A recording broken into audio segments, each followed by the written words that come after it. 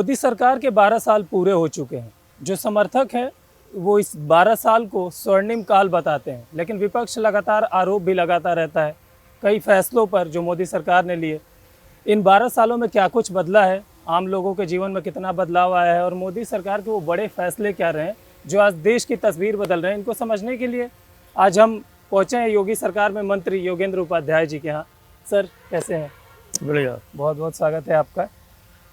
बीते 12 साल में कौन सा ऐसा वो बड़ा काम है जिसके बाद देश की अर्थव्यवस्था अचानक से उछाल ले लिया? देखिए, कौन से क्षेत्र में मोदी जी का ऐसा काम नहीं है जिसमें अचीवमेंट ना कहा जा सके। यदि मैं एक सेंटेंस में अपनी बात समाप्त करूं कि समुद्र तल से लेकर अंतरिक्ष की ऊंचाइयों तक यदि भारत का परचम लहराया है तो इन्हीं मोदी जी के कार्यकाल में लहराया है। यहाँ तक कि मंगल पर तिरंगा भी इनके ही कार्यकाल में फहराया है। तो हर फील्ड को देख लीजिए, अगर एक एक फील्ड उठा के देखें तो कोई फील्ड ऐसी नहीं है जिसमें कोई आशातीत सफलता या उपलब्धि ना हासिल हुई। 12 सालों को अगर हम कार्यकाल को देखें 12 साल के, तो वो सबसे बड़ा फैसला जो आपको दिखता है जिससे आम लोगों के जीवन में एकदम से अचानक से बदलाव आ गया? देखिए, अगर आम जीवन की बात करें तो मैं कहूँगा झोपड़पट्टी से लेकर भारतीय जनता के टॉप लेवल तक के लोगों पर, अब मैं शुरू करूँगा गरीब वर्ग से। बिल्कुल। मोदी सरकार बन गई गरीबों का परिवार, या डबल इंजन की सरकार बनी जनता का परिवार। ये मैं एक सेंटेंस में लपेटूंगा पूरी बात को। कैसे?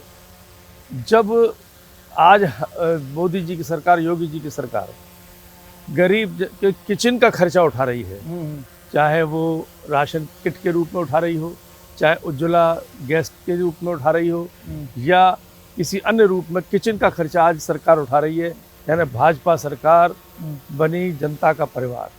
दूसरा, आयुष्मान कार्ड, हारी बीमारी। कहते हैं ना लोग कि आपने सुना होगा कि लोग कहते हैं कि डॉक्टर, कोई माँ अपने बच्चे के लिए कहती है डॉक्टर मेरे बच्चे को बचा लीजिए, चाहे मेरा घर घूरा बिक जाए। बिल्कुल। इतनी आवश्यकता होती है।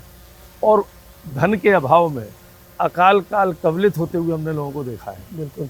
और जब अकाल काल कवलित होते हैं तो उस परिवार पर कैसी व्यथा बीतती होगी। तो उसमें आज जब आयुष्मान कार्ड है, 5 लाख तक के रोगों का इलाज सरकार कर रही है, तो डबल इंजन सरकार बनी गरीबों का परिवार। बिल्कुल, ये उनका है। इसी तरह अगर हम देखें कि दहेज की पीड़ा से एक आम आदमी पीड़ित है, सुमंगला योजना हुई और अन्य योजना है जिसमें सामूहिक विवाह किए जाते हैं गरीब बच्चों, बालिकाओं के। उसमें जहां सरकार पहल करती है तो उसको देखकर समाज भी खड़ा होता है और उस गरीब बालिका की आशा से कहीं ऊंची, आशा से कहीं अच्छी शादी होती है। तो उसका, इसीलिए मैं कहता हूं कि डबल इंजन सरकार बनी गरीबों का परिवार। बीते 5 दशक से आप सियासत में हैं, लेकिन ये जो बीते 12 सालों का जब हम आकलन करते हैं तो एकदम अलग तरीके से उसका आकलन करते हैं। वो कौन सा फैसला है जिसने अर्थव्यवस्था को एकदम से मजबूती दे दी? जहाँ तक अर्थव्यवस्था का सवाल है, यानी इंफ्रास्ट्रक्चर। किसी एक अमेरिका के प्रेसिडेंट ने कहा था कि अमेरिका का इंफ्रास्ट्रक्चर इसलिए मजबूत नहीं है कि वो संपन्न देश है, अब अमेरिका का इंफ्रास्ट्रक्चर मजबूत है इसलिए संपन्न देश है। तो हमारे यहाँ पर इंफ्रास्ट्रक्चर को मजबूत किया गया। जैसे आप रोड के बेस को देख लें तो इतने फ्लाईओवर, इतने एक्सप्रेसवे, और गाँवों को शहर से और शहरों को से एक्सप्रेसवे से जोड़ा गया, यानी गांव एक्सप्रेसवे से जुड़े। तो जब आवागमन का सुविधा संपन्न हो जाएगी तो अर्थव्यवस्था अपने आप होगी, समृद्ध होगा। इस निर्णय ने भारत को बहुत ऊंचाई पर पहुंचाया अर्थव्यवस्था की दृष्टि से। और यही कारण है, अगर पूरे उसको बड़े स्कोप पर ले जाए तो जिस अर्थव्यवस्था को मोदी जी से पहले 12वें 13वें नंबर पे थी हिंदुस्तान की, आज 4थे नंबर पे आ चुकी। हमने उस देश को पीछे छोड़ दिया जो ब्रिटेन को, जिसने कभी हम पे हुकूमत की थी। मोदी सरकार के 12 साल पूरे हो गए, योगी सरकार के भी 10 साल पूरे होने वाले हैं। जब आप इन एक दशक को देखते हैं पीछे, तो महिलाओं के जीवन में कितना बड़ा बदलाव हुआ, सामाजिक तौर पे भी और राजनीतिक तौर पे भी? देखिए, महिलाओं के तौर जहाँ तक सवाल है, पहले ये विधवा पेंशन, मैं नीचे से शुरू करता हूँ हर बात को। विधवा पेंशन 300 रुपये मिलती थी, आज 3000 मिलती है। वृद्धावस्था पेंशन महिलाओं को भी मिलती है, तो पहले 300 थी, अब 3000 मिलती है। ऐसे ही आंगनवाड़ी और आशा योजना, इन सब में महिलाओं को जो अधिकार मिला और जो खड़े होने की, अपने पैरों पर खड़े होने का अवसर मिला। ड्रोन दीदी, जो गांव में जो महिलाएं हैं जो ड्रोन से खेती बाड़ी में छिड़काव वगैरह इस सब काम को करती हैं, वो ड्रोन दीदी है। लखपति दीदी, ऐसी न जाने कितनी योजनाएं हैं जो महिलाओं को आर्थिक रूप से संपन्न बनाती हैं, अपने पैरों पर खड़ा होना सिखाती है। बिल्कुल, आप हायर एजुकेशन मिनिस्टर हैं, तो युवा लड़कियों के लिए पढ़ाई में और क्या कुछ ऐसा किया जा रहा है उनको स्किल्ड करने के लिए, या फिर उनको ऐसी शिक्षा दी जाए जिससे रोजगार मिल सके? देखिए, NEP 2020 जब से आई है, 3 उसके मूल वाक्य आधार हैं। शिक्षा को संस्कार से जोड़ना, शिक्षा को रोजगार से जोड़ना, शिक्षा को तकनीक से जोड़ना। अब जब शिक्षा इन तीनों से जुड़ रही है, संस्कार से जुड़ रही है, तो जो छात्राएं हैं उनको भी संस्कार मिल रहा है। शिक्षा तकनीक से जुड़ रही है। जैसे मैं उदाहरण के तौर पे, हर एक बच्ची के देने की कोशिश हुई है उत्तर प्रदेश सरकार के द्वारा कि उनके हाथ में मोबाइल आ जाए, मोबाइल से शिक्षा ग्रहण करें। जिन पुस्तिकाओं को हम भी पढ़ते थे, तो अरे फलाने ऑथर की ये पुस्तक अच्छी है, फलाने ऑथर ये वाला चैप्टर उस ऑथर ने अच्छा लिखा है, उनको टटोलते थे, लाइब्रेरी में जाते थे। आज आप अपने मोबाइल पर उनको पढ़ सकते हैं, ये सशक्त हो रहे हैं वो। इसी तरीके से आज smart class, smart labs, smart colleges, ये सब बता रहे हैं AI से आच्छादित हो रहे हैं। आज उत्तर प्रदेश के कई विश्वविद्यालय AI से उनके कोर्सेज आच्छादित कर दिए गए हैं। फिर इसमें डिप्लोमा कोर्स को जोड़ा जा रहा है, जिसमें महिला संबंधी रोजगार भी है, जैसे ब्यूटिफिकेशन का कोर्स, सिलाई का कोर्स, इनके डिप्लोमा में दिए जा रहे हैं। पहले सिर्फ पढ़ाई की जाती थी, BA, BSc, BCom वगैरह वगैरह। आज उनके साथ उनको एक रोजगार युक्त शिक्षा भी दी जा रही है, जिससे वो लोग एक स्किल लेकर निकल रहे हैं और रोजगार प्राप्त कर रहे हैं, यानी अपने पैरों पर खड़े होना सीख रही हैं। बिल्कुल, लेकिन इन तमाम चीज़ों के बाद आपको नहीं लगता कि आज भी यूपी में शिक्षा में, उच्च शिक्षा में खासतौर पे बात करें तो पलायन एक बड़ा मुद्दा है? आज पलायन मुद्दा नहीं है, आज उत्तर प्रदेश में लोग आ रहे हैं। उदाहरण दूं मैं आपको। हाँ। क्योंकि उत्तर प्रदेश में पिछले 7 सालों में उच्च शिक्षा का विस्तार भी हुआ है, गुणवत्ता में सुधार भी हुआ है। विस्तार में कैसे बताऊं कि आप सोचिए, अंग्रेजों के कार्यकाल से लेकर 2017 तक उत्तर प्रदेश में मात्र 14 सरकारी विश्वविद्यालय थे, यानी हर कमिश्नरी में भी एक विश्वविद्यालय नहीं था। आज 2017 के बाद से लेकर अब तक लगभग 10 सरकारी हम विश्वविद्यालय नए खोल चुके हैं। दूसरा, उत्तर प्रदेश में अंग्रेजों के काल से 2017 तक 29 निजी विश्वविद्यालय थे, आज 53 निजी विश्वविद्यालय हो चुके हैं। बिल्कुल। इसी तरीके से उत्तर प्रदेश में अंग्रेजों के काल से लेकर अब तक 100 से कम महाविद्यालय थे। 2017 से अब तक हम 73 नए महाविद्यालय खोल चुके हैं, सरकारी महाविद्यालय। तो इन सब से उच्च शिक्षा का विस्तार हुआ है। आज उत्तर प्रदेश के 3 विश्वविद्यालय सरकारी UGC ग्रेड 1 में हैं। ऐसे QS Asia ranking, QS world ranking ये सुनी नहीं थी उत्तर प्रदेश ने। आज उत्तर प्रदेश के QS वर्ल्ड रैंकिंग में 3 विश्वविद्यालय, QS एशिया रैंकिंग में 6 विश्वविद्यालय हैं। इसका परिणाम उत्तर प्रदेश में 2017 से पहले तक, ये लखनऊ विश्वविद्यालय की बात करूं तो यहाँ पर विदेशी छात्र मात्र 70-80 थे, आज 1000 के आसपास है। यानी अब उत्तर प्रदेश उस शिक्षा का हब बन रहा है, पलायन नहीं हो रहा, उत्तर प्रदेश में बाहर के लोग आ रहे हैं। आपकी सरकार ने इस बात पे फोकस किया है कि युवाओं को ऐसी शिक्षा दी जाए जो स्किल से जुड़े, उनको रोजगार दे, स्वरोजगार दे। क्या इसका असर जमीन पे दिख रहा है स्वरोजगार की बात करें? हाँ बिल्कुल, हम लोग ये कर रहे हैं कि जो जहाँ के ODOP से वन डिस्ट्रिक्ट वन प्रोडक्ट वाले से हम जोड़ रहे हैं शिक्षा को। मान लीजिए जैसे अलीगढ़ में ताला उद्योग है, तो ताला उद्योग में स्किल्ड लोग कैसे पहुंचे या स्किल्ड लोग कैसे अपने कारखाने खोलें, तो वहाँ पर उस उद्योग की पढ़ाई भी दी जा रही है। आगरा में जूता उद्योग है, जूता उद्योग के स्किल्ड लोग कैसे पहुंचे हैं, स्किल्ड लोग कैसे अपने कारखाने खोले, इसकी पढ़ाई शुरू हो गई है, बिल्कुल। इनके डिप्लोमा शुरू हो गए। हर जगह पे जो जहाँ पर जो आवश्यकता है, उद्योगों की आवश्यकता को शिक्षा से जोड़ा है। मोदी सरकार ने यूपी को भी कई बड़ी सौगातें दी है। डिफेंस कॉरिडोर की बात कर लेते हैं, इससे यूपी के इकोसिस्टम और इकोनॉमी में कितना बड़ा बदलाव आने वाला है? देखिए, जब इतने बड़े बड़े कॉरिडोर मिल रहे हैं तो निश्चित रूप से पूरी इकोनॉमी में परिवर्तन आता है। तो लखनऊ में ही ब्रह्मोस बनने का कारखाना शुरू होने जा रहा है। जब ब्रह्मोस यहाँ पे बनेगी तो यहाँ के जो भी युवा वर्ग है वो उसमें नौकरी पाएगा अपने अपने क्वालिफिकेशन के हिसाब से। और जब नौकरी पाएगा तो समृद्ध होगा तो इकोनॉमी बढ़ेगी उत्तर प्रदेश की। और जितने बड़े बड़े उद्योग आएंगे, कॉरिडोर आ रहे हैं, आगरा, अलीगढ़, लखनऊ वगैरह वगैरह, तो यहाँ पर जब इतने बड़े बड़े कॉरिडोर आ रहे हैं तो निश्चित रूप से उत्तर प्रदेश की इकोनॉमी डेवलप होगी, समृद्धशाली प्रदेश बनेगा, यहाँ के लोग समृद्धशाली होंगे। इसमें कोई दो राय नहीं है कि 12 सालों में बहुत सारे काम आपकी सरकार ने किया है, 10 सालों में योगी सरकार ने भी बहुत काम किया है। लेकिन अभी भी एक मुद्दा जो विपक्ष पकड़ के बैठा हुआ है कि महंगाई बहुत है, बेरोजगारी बहुत है, और 27 के चुनाव में इसको चुनावी मुद्दा बनाने की फिराक में है। देखिए, महंगाई जहाँ तक वो कह रहे हैं, महंगाई वो नहीं है जैसा वो ढोल बजा रहे हैं। लेकिन मैंने अभी आपसे कहा कि अब तो हम उनके परिवार का अंग बन चुके हैं। उत्तर प्रदेश सरकार, मोदी योगी की सरकार, भाजपा सरकार बनी गरीबों का या आपका जनता का परिवार। अब उनके खर्चे को हम उठा रहे हैं ना। किचन का खर्चा हमने उठा लिया, उसके हारी बीमारी का खर्चा हमने उठा लिया।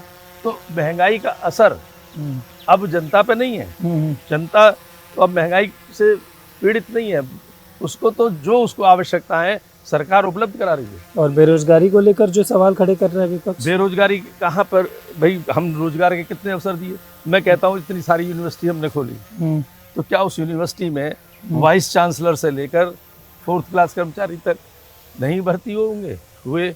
हमने मैं सरकारी आंकड़े बता दूं कि मैंने अभी अपने कार्यकाल में ही एडेड कॉलेज में लगभग 3000 क्लास 3 की और लगभग 1000 असिस्टेंट प्रोफेसर्स की भर्ती कराई है पिछले 4 साल में। तो ये सब रोजगार के अवसर मिले हैं और रोजगार मिला है लोगों को। इनको तो गाना ढोल बजाना है। बिल्कुल बिल्कुल। इंफ्रास्ट्रक्चर पे जो जोर दे रही है सरकार, क्या इससे भी रोजगार सृजन हो रहा है? बिल्कुल। देखिए, इंफ्रास्ट्रक्चर से रोजगार इसलिए सृजन हो रहा है, जैसा मैंने आपको बताया भी कि इंफ्रास्ट्रक्चर मजबूत होगा तो अर्थव्यवस्था मजबूत होगी। अर्थव्यवस्था मजबूत होने से इंफ्रास्ट्रक्चर मजबूत नहीं होता, वो एक फैक्टर हो सकता है। बिल्कुल। लेकिन जब ग्रामीण क्षेत्र के लोगों को एक्सप्रेसवे से जोड़ा जा रहा है तो उनके यहाँ पर एक मान लीजिए कोई प्रोडक्ट है, कोई डलिया बनाते हैं कंडिया, वो अपने गांव में वहाँ तक जा नहीं पाता, अपने गांव में बेच रहा है 10 रुपये में। जब उसको अवसर मिल गया, वहाँ तक आवागमन का साधन मिल गया, वहाँ बेच रहा है वो 50 रुपये में, उसका आर्थिक स्थिति मजबूत हुई कि नहीं हुई? यह है आवागमन से और इंफ्रास्ट्रक्चर से मजबूती। अब सिर्फ एयरवेज भी देखिए, उत्तर प्रदेश में आज सर्वाधिक एरोड्रम वाला एयरपोर्ट वाला प्रदेश बन चुका है। पूरे देश में पिछले मोदी जी के कार्यकाल में 73 नए एयरपोर्ट बने हैं। अब हवाई यात्रा हवाई चप्पल पहनने वाला कर रहा है, तो उसका आर्थिक स्थिति मजबूत होगी। एक बड़े संगीन आरोप लगते हैं बीते 12 सालों में कि विपक्ष कहता है कि राजनीतिक मंशा से जांच एजेंसियों का दुरुपयोग होता है, चुनाव आयोग का उपयोग होता है। बीते 12 साल में अगर आपसे मैं पूछूं कि लोकतंत्र की स्थिति हिंदुस्तान में क्या है? देखिए, आज लोकतंत्र मजबूत है। ऐसी बातें वो कर रहे हैं जिनकी पार्टी में लोकतंत्र नहीं है। अगर राहुल गांधी कहते हैं तो क्या उनकी पार्टी में अध्यक्ष इलेक्शन से होता है? एक परिवार वहाँ कल्पना की जा सकती है कि सोनिया जी, राहुल जी, प्रियंका के अलावा कोई टॉप लेवल में बैठ सकता है? वहाँ पर लोकतंत्र नहीं है।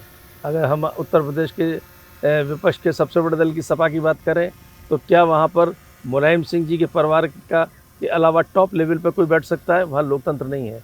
लोकतंत्र हमारे यहाँ है जहाँ चाय बेचने वाला भी प्रधानमंत्री बन सकता है। अखिलेश जी लगातार कहते हैं कि अगर 27 में समाजवादी पार्टी चुनाव हार गई तो देश में फिर कभी चुनाव नहीं होगा। वो यही उनके सामने उनको जो दीवार पे लिखा हुआ दिख रहा है वही दर्शाता है। पहले अभी कोई ये राजनीतिक ठग हैं। अभी पिछले चुनाव में, लोकसभा के चुनाव में एक किताबिया को लेके दोनों घूम रहे थे, राहुल जी और संविधान का कि ये कि देखिए मोदी जी तिवारा आएंगे संविधान बदल देंगे, मोदी जी तिवारा आएंगे आरक्षण समाप्त कर देंगे। मोदी जी तिवारा आ गए, ना तो आरक्षण समाप्त हुआ ना संविधान बदला। इस तरह के शगुफे छोड़कर वो चुनाव जीतना चाहते हैं, बाकी उनके सब मंसूबे फेल होंगे। 24 में उनका ये नैरेटिव काम कर गया था जो आप बता रहे हैं। हाँ, अब नहीं करेगा। 27 में फिर से वही संविधान का पन्ना, वही आरक्षण का मुद्दा, तो राहुल गांधी के जुबान पे भी अखिलेश का जनता समझ गई। उस 24 के बाद जितने चुनाव हुए, जब जनता ने देखा कि इन्होंने ठगी की थी और आज ना तो आरक्षण बदला ना संविधान बदला, तो अब जो नए शगुफे लेके आए जनता ने उसका विश्वास नहीं किया। उसके बाद जितने चुनाव हुए सब में भारतीय जनता पार्टी सरकार बनी। चलते चलते ही बात करते हैं धार्मिक टूरिज्म की। जब बात आती है तो चाहे पीएम मोदी हो या फिर सीएम योगी हो, दोनों का बड़ा फोकस रहा है और यूपी में अपॉर्चुनिटी भी बहुत है, इतने धार्मिक पर्यटन केंद्र हैं। आपको लगता है कि यूपी आने वाले समय में धार्मिक टूरिज्म में नंबर 1 बन सकता है? देखिए, सांस्कृतिक और धार्मिक स्पिरिचुअल टूरिज्म हमारी धाती रही है शुरू से, अनादिकाल से। हमने देशों को कुछ दिया है, विदेशों को कुछ दिया है, अन्य दुनिया को कुछ दिया है। उदाहरण के तौर पर मैं उच्च शिक्षा की बात करूं, जिस समय लोग शिक्षा नहीं जानते थे उस समय हिंदुस्तान के अंदर तक्षशिला थी, भोजशाला थी, इस तरह के न जाने कितने विश्वविद्यालय थे। तक्षशिला में तो 12,000 छात्र छात्राएं पढ़ते थे। तो ऐसे ही हमारे पास सांस्कृतिक धरोहर की समृद्धि है। उस समृद्धि को हम दिखाने के लिए, धार्मिक हो या सांस्कृतिक हो, इन सब को जब दिखा रहे हैं, दुनिया के सामने परोस रहे हैं, तो आर्थिक आधार भी बन रहा है समृद्धि का। बिल्कुल। जब धार्मिक टूरिज्म की बात हो रही है तो राम मंदिर का जिक्र बेहद ज़रूरी हो जाता है। राम मंदिर एक बड़ा केंद्र है, लोगों की आस्था का केंद्र है, लेकिन उस पे भी आरोप लग रहे हैं, ट्रस्ट पे घोटाले के आरोप लग रहे हैं। आपको नहीं लग रहा है कि इससे समाज में एक गलत मैसेज गया है? देखिए, आरोप लगाना और उसको लगा के भाग जाना एक अलग विषय है, लेकिन जैसे ही ऐसा आरोप लगा, उत्तर प्रदेश सरकार ने उस पर जांच बैठा दी। अब यही विपक्ष के लोग, जिनके देखिए दोहरे चरित्र या कंफ्यूज कैरेक्टर, पहले कहते थे अरे वहाँ पे देखिए घोटाला हो रहा है, घोटाला हो रहा है, भाजपा वाले क्या कर रहे हैं। जब भाजपा सरकारों ने कमेटी बिठा दी, ओह साधु संतों पे कमेटी बिठा दी, साधु संतों पे कमेटी बिठा दी, उनका अपमान हो रहा है। यानी क्या चाहते हो, क्या कहना चाहते हो, क्या करना चाहते हैं, क्या कराना चाहते हैं, वो कंफ्यूज लोग हैं। लेकिन एसआईटी जांच हो रही है। एसआईटी जांच में जो दूध का दूध पानी का पानी होगा, अगर ऐसा कोई दोष निकला तो दोषी बख्शा नहीं जाएगा। तो आपको क्या लगता है कि लोगों की भावनाओं को विपक्ष एक पॉलिटिकली हथियार के तौर पे यूज कर रहे हैं? वो करता ही यही है, कभी धार्मिक भावनाओं को, कभी जाति भावनाओं को। जिन लोगों ने के पास उपलब्धियां नहीं है, वो जाति आधार पे अपनी राजनीतिक जमीन तैयार करते हैं, या छोटे शॉर्टकट से, जैसे एक दल ने जमीन आधार तैयार की, तिलक तराजू और तलवार इनको मारो जूते, ये कह के एक उन्होंने राजनीतिक जमीन तैयार की, कोई उपलब्धि नहीं थी इस नारे पे। फिर एक ने तैयार की MY मुस्लिम यादव, फिर वो फेल हो गया, तो अब PDA। अरे आप उपलब्धियों पे अपनी राजनीतिक जमीन तैयार करिए, जाति में विभाजन करके, देश में विभाजित करके ऐसे तैयार करना उचित नहीं है। लखनऊ के अलीगंज में एक दुखद घटना हो गई, 15 बच्चों की मौत हो गई। मैं खुद भी उस बिल्डिंग में गया था। जब मैंने देखा तो कॉमर्शियल बिल्डिंग होने के बाद भी आपातकाल की स्थिति में मैनेजमेंट के लिए वहाँ पे कोई सुविधा नहीं थी। तो क्या सरकार ने कोई फौरी तौर पे ऐसा डिसीजन लिया है जिससे भविष्य में ऐसी कोई घटना न घटे? देखिए, वैसे तो 2002 में एक अधिनियम आया था, बना हुआ है, और फिर उसकी अधिसूचना नियमावली 2003 में बनी, और उसके आधार पर इन सब की वो जांच होनी चाहिए, वो उनको नॉर्म्स मानक पूरे करने चाहिए। बिल्कुल। अब इनको और कड़ा किया जाएगा, वो ब्लूप्रिंट तैयार कर रहे हैं हम लोग, और उसके बाद इसमें कड़ाई कैसे हो और उसका अनुपालन फिर कैसे हो। 15 बच्चों की जान चली गई, लेकिन अब इसको भी सियासत का मुद्दा बनाया जा रहा है। अखिलेश यादव लगातार आरोप लगा रहे हैं कि इस पे सरकार की जवाबदेही तय होनी चाहिए, इसके लिए सरकार जिम्मेदार है। देखिए, किसी भी बात को बरगलाना आसान है। ये बात ठीक है कि जिन लोग परिवार में ये दुखद घटना हुई, जो बच्चे अकाल काल काबिलियत हुए, वो एक दर्दनाक घटना, हृदय विदारक घटना, दुख की घटना और जिन परिवारों के साथ हुई उनके लिए संवेदना हम सबकी है, लेकिन उस पर राजनीति करना ये उचित नहीं है। राजनीति करना तो सिर्फ ये है कि लाशों पर भी राजनीति करते हैं वो लोग, ये उचित नहीं है और ऐसा करना भी नहीं चाहिए। आप उच्च शिक्षा मंत्री हैं, देश में एक मुद्दा इस समय चल रहा है, देश प्रदेश दोनों जगह, पेपर लीक का। जब कोई भी पेपर लीक होता है तो छात्रों का जो भविष्य है वो अधर में लटक जाता है। सरकार किसी ऐसे मैकेनिज्म पे काम कर रही है कि भविष्य में ऐसा ना हो, पेपर लीक ना हो? देखिए ऐसा है, पहले तो ये देखना चाहिए गिलास खाली था, आज आधा से ज़्यादा भर चुका, यानी कोई एक नज़रिया ये है कि अब तो साहब 3/4 भर चुका। एक कहते हैं कि अरे साहब 1/4 खाली है।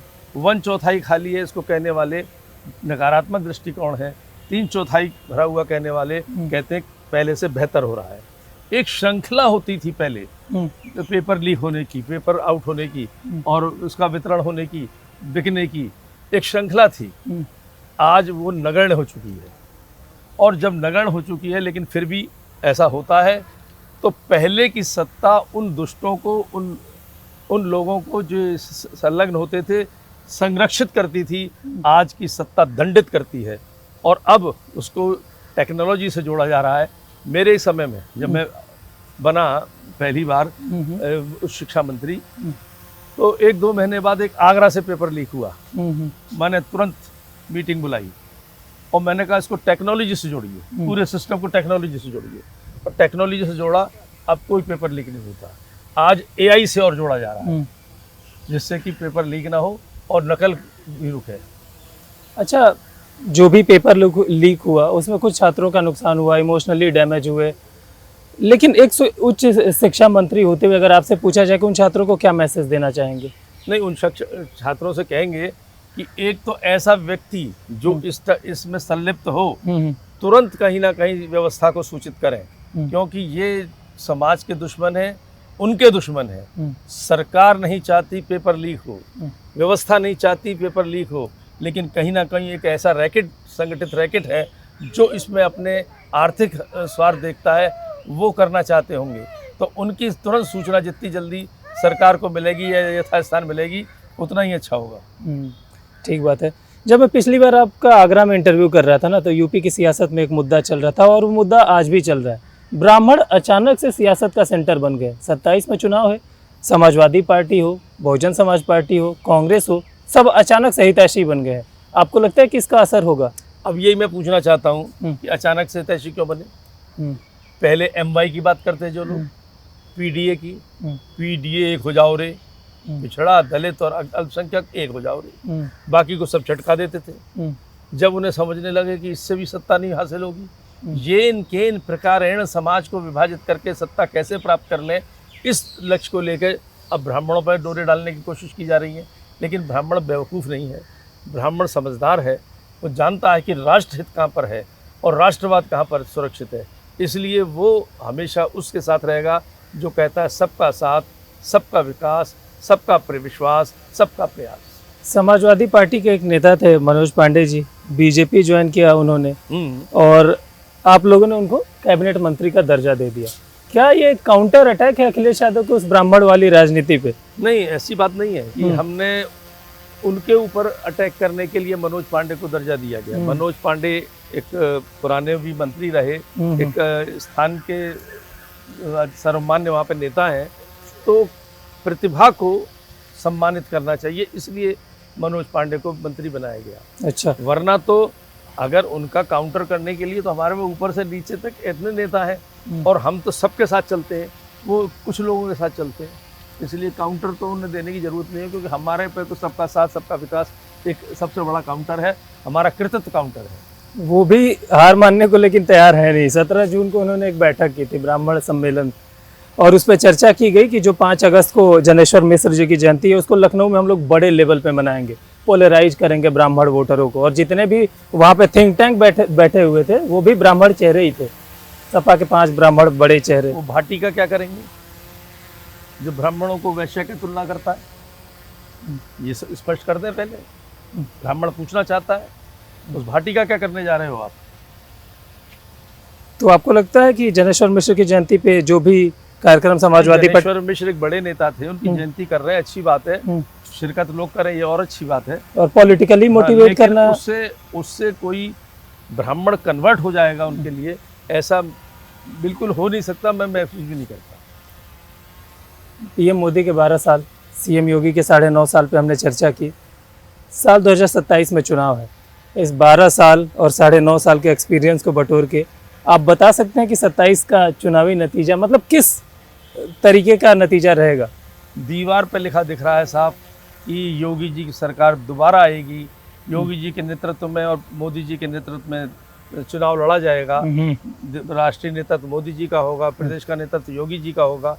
इनके नेतृत्व में, इनके कृतित्व में हमारे पास व्यक्तित्व ऐसा है, कृतित्व ऐसा है। देखिए 3 आधारों पर चुनाव जीता जा सकता है या पार्टी आगे बढ़ती है कि आपका नेतृत्व कैसा है। मेरा सौभाग्य है कि मेरी पार्टी पे मोदी और योगी जैसा नेतृत्व है, जिनके कमर से नीचे अन्य दलों के नेतृत्व है। दूसरा, हमारा कृतित्व तो पिछले 12 साल का मोदी जी का और योगी जी का 9.5 साल का कृतित्व ऐसे है कि आज हम उसको कह सकते हैं कि हमारे कृतित्व पे हम वोट पाएंगे। ऐसे ही इन सबको, कृतित्व को जनता तक पहुंचाने के और उसे जीवंत बनाए रखने के लिए टीम कैसी है आपकी? तो दुनिया की सबसे बड़ी राजनीतिक पार्टी है बीजेपी। इसके पास कार्यकर्ताओं की इतनी बेमिसाल टीम है जो जनता तक पहुंचाती है, इसलिए हम फिर चुनाव जीतेंगे। बहुत बहुत धन्यवाद मंत्री जी। चलते चलते कि आखिर में हम एक रैपिड फायर करते हैं, वो भी कर लेते हैं। फटाक फटाक से आपको जल्दी जल्दी में जवाब देना होगा। मोदी सरकार के बीते 12 सालों का सबसे बड़ा काम? धारा 370 हटाना और भारत को अंतरिक्ष युग पर भी ले जाना। महिलाओं के हित में सबसे बड़ा काम? महिलाओं के हित में, महिलाओं के सम्मान में हर काम किया उन्होंने, चाहे उनको लखपति दीदी का हो, चाहे द्रौपदी, उनको आर्थिक रूप से मजबूत किया है। और दूसरा, जो कि विपक्ष के कहने से रुक गया, जो उनको हम सत्ता में राजनीति में भागीदारी देने जा रहे हैं। उच्च शिक्षा मंत्री होने के नाते आपने युवाओं के लिए सबसे बड़ा काम क्या किया? सबसे बड़ा काम किया कि उत्तर प्रदेश की उच्च शिक्षा का विस्तार भी का अंतिम पायदान तक उच्च शिक्षा पहुंचे, इसके लिए प्रयासरत हैं और काम चल भी रहा है। सबसे बड़ा काम क्या होने जा रहा है? सबसे बड़ा काम ये होने जा रहा है कि अब हमने एक नई नीति प्रख्यापित की है, हर जिले में एक विश्वविद्यालय हो। उत्तर प्रदेश उच्च शिक्षा प्रोत्साहन नीति, उसके आधार पर हम हर जिले में एक विश्वविद्यालय खोलेंगे। बहुत बहुत धन्यवाद मंत्री जी हमसे बात करने के लिए। तो चलते चलते के इस एपिसोड में हमारे मेहमान थे योगी सरकार के मंत्री योगेंद्र उपाध्याय जी। चलते चलते के अगले एपिसोड में फिर किसी शख्सियत के साथ मुलाकात होगी। तब तक देखते रहिए DD UP।